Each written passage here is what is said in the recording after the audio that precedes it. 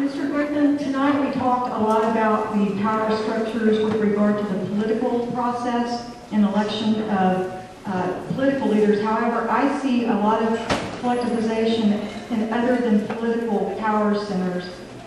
For instance, in law and in medicine. In medicine, it's already happening that they are refusing to treat people because of age and that sort of thing. In law, you see a perfect example of treating people collectively out of the Yearning for Zion Ranch in El Dorado. And it's a total failure of our judicial system and a total collective approach to people. We have law schools and medical schools who are training doctors and lawyers in collectivism.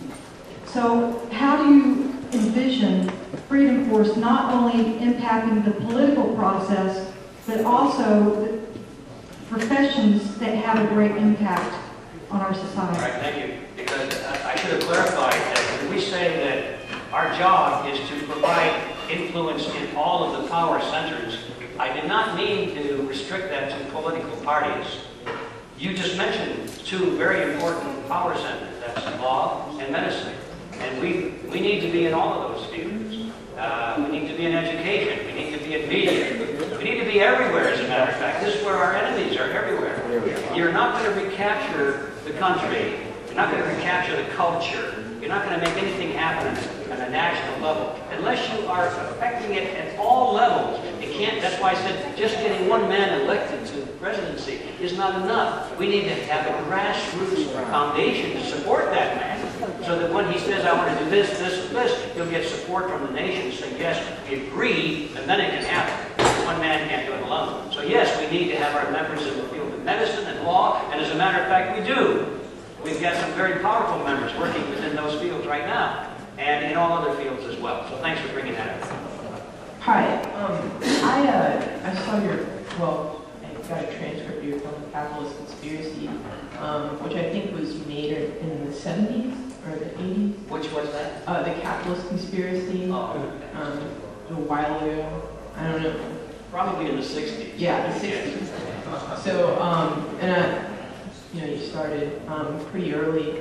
I guess my question was, in assessing the adaptability of these power structures, how do we take into account vast technological changes, like the internet, for instance?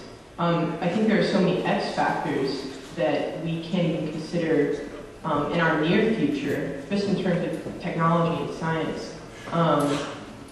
And I know that, I know that they're fighting net neutrality tooth and nail right now, but when the internet sprang up, I think that it changed everything about it. So I just wanted to ask you, from your experience with all these power structures, how do you think they've lost that battle with the internet? Okay. And how do you think that we can... First of all, I couldn't agree with you more that the internet has been perhaps the most powerful tool for the freedom movement. I doubt very much if we would be meeting here together, and I'm sure I wouldn't be talking to you if it weren't for the internet. And I don't think we'd have Freedom Force underway if it weren't for the internet.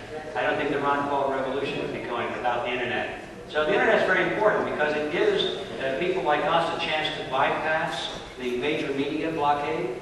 And that is the reason, well, two things we can conclude from that. First of all, amen, thank God for that. Without it, we'd be in serious trouble.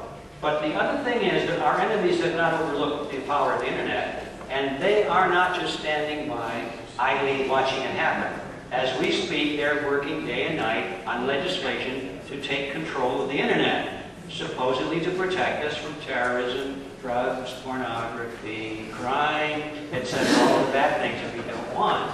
And they are developing legislation to put regulations on the free flow of information on the internet. And furthermore, they're planning to turn it over to international control, so the ultimate decisions would be made by international organizations like the United Nations and some of their non-governmental organizations. So they're working as we speak to take the internet away from us.